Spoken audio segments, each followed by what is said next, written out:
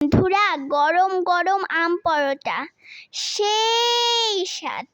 খাবেন নাকি? তাহলে চলে আসুন। বিসমিল্লাহির রহমানির রহিম। আসসালামু আলাইকুম প্রিয় বন্ধুরা, আমি ফাতিমা সুলতানা আপনাদের সামনে একটি রেসিপি নিয়ে হাজির হয়ে গেলাম। কাছে দূরে দেশ দেশের বাইরে যে যেখানে আছেন, আশা করছি আল্লাহর অশেষ রহমতে সবাই ভালো এবং সুস্থ আছেন। এখন আমের সময়।